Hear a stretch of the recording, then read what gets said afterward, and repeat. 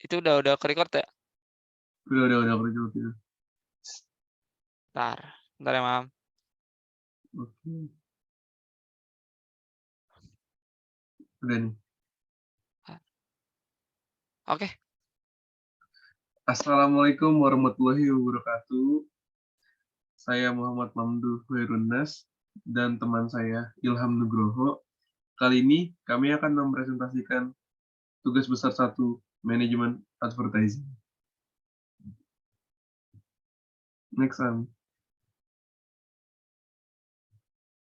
Di daftar isi, kita memiliki 2. Yang pertama ada iklan kontemporer dan iklan konvensional. Iklan kontemporer berisi tentang Biskuat, strategi pemasaran, strategi komunikasi, jenis media konvensional Biskuat. Sedangkan di iklan konvensional, kita berisikan tentang Taro, strategi pemasaran, strategi komunikasi, dan jenis media kontemporer Taro.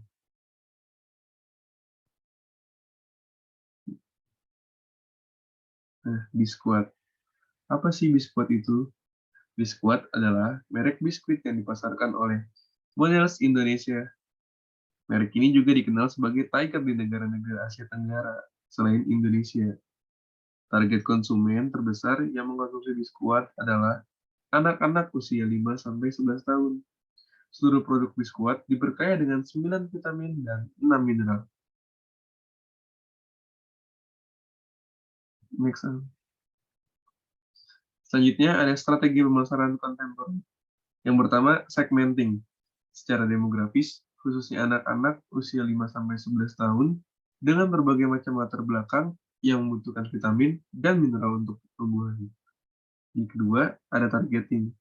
Bagi anak-anak yang membutuhkan atau kekurangan dalam mengonsumsi vitamin dan mineral dalam masa pertumbuhan. Dan yang ketiga, ada positioning. Untuk menjadi biskuit yang sering dikonsumsi anak-anak di Indonesia sebagai penambah vitamin dan mineral.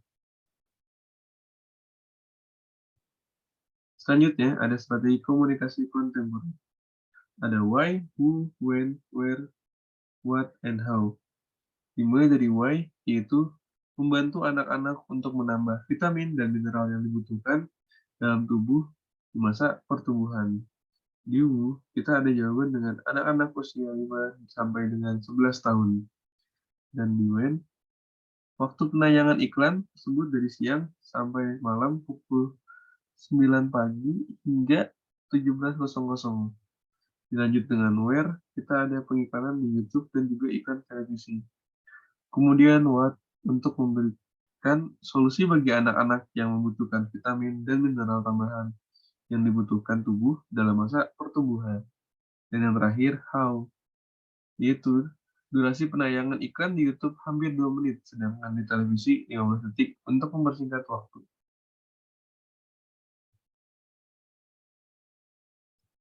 Selanjutnya ada analisis kelebihan iklan Biskuat. Iklan TVC sangat menarik karena konsep iklannya seolah-olah berinteraksi dengan audiens. Iklan memiliki konsep soft sell yang efektif untuk membujuk audiens karena mempromosikan secara tersirat agar penonton tidak bosan. Dan yang ketiga, ada kelebihan dari Biskuat tersampaikan dengan baik melalui motion grafis yang menarik. Dan terakhir, ada konsep iklan yang kreatif sesuai dengan target audiens produk yang menyasar Gen Z.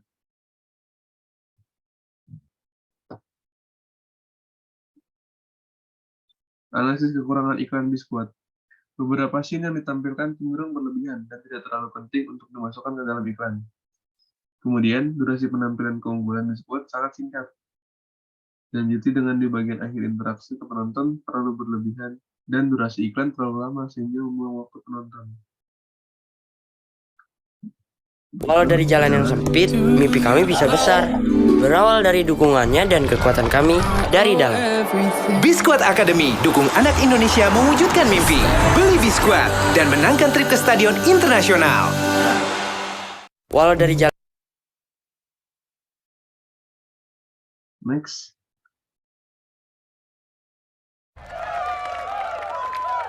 Ini jenis media kontemporer. Banyak.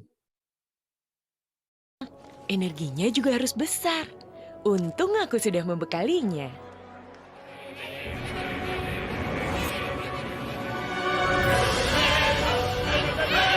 Wah, ada vitamin B ekstranya. Baru Biskuat Energi Plus Fit B untuk tantangan besar dengan rasa pisang coklat lezat.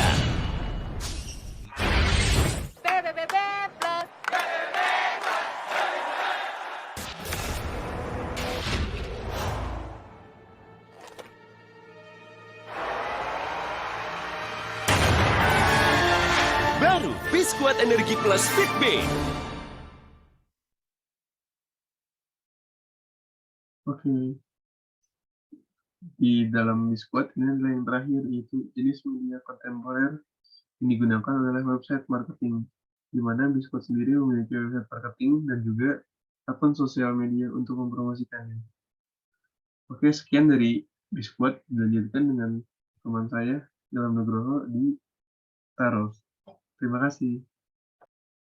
Oke, terima kasih Mamdu. Selanjutnya yaitu saya sendiri bernama Ilham Nugroho akan menjelaskan tentang Taro. Taro adalah merek makanan ringan dari FKS Food. Taro merupakan salah satu merek makanan ringan yang paling terkenal di Indonesia. Taro mulai diproduksi pada tahun 1984.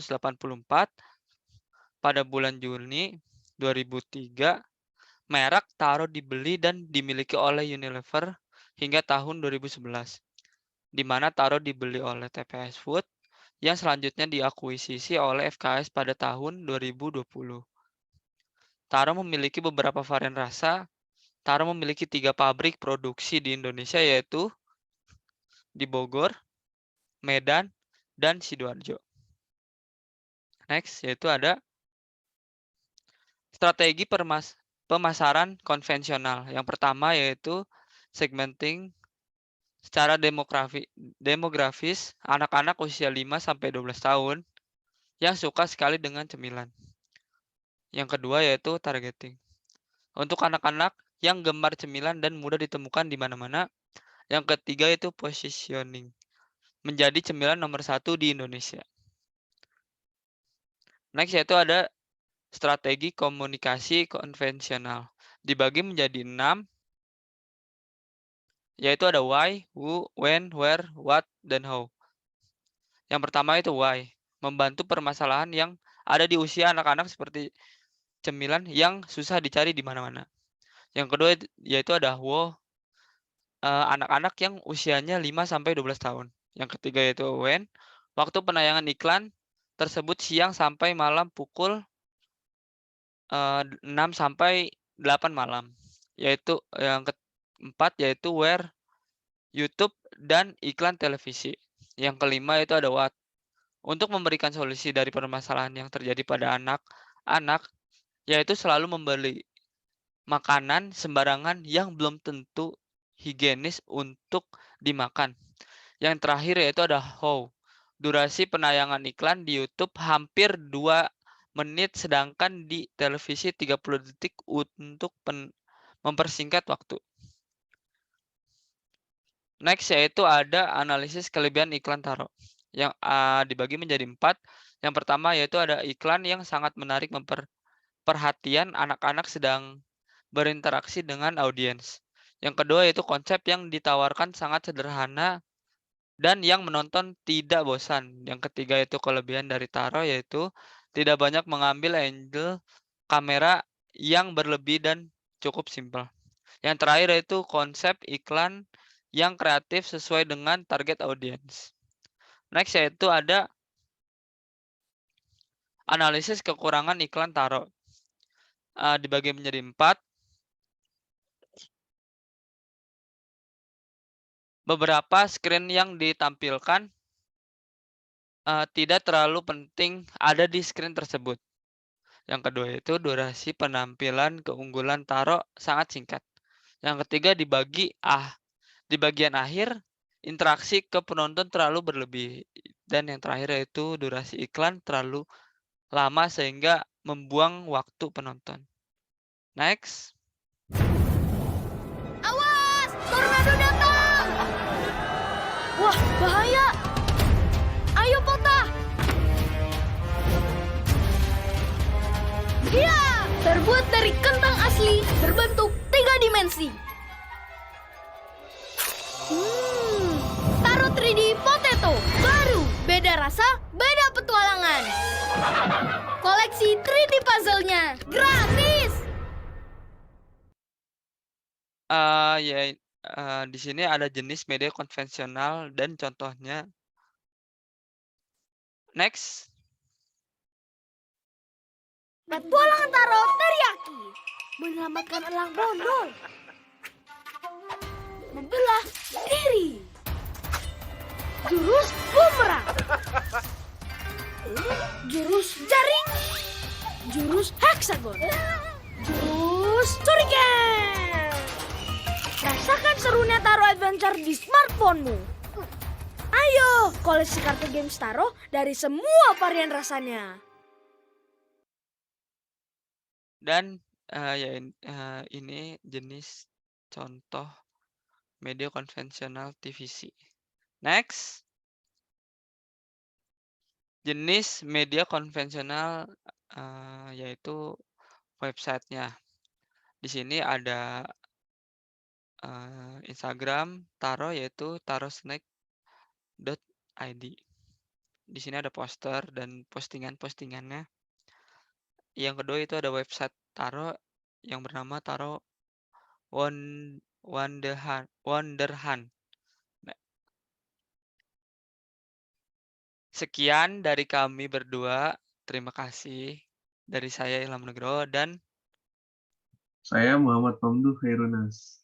Assalamualaikum dah. warahmatullahi wabarakatuh. Dah.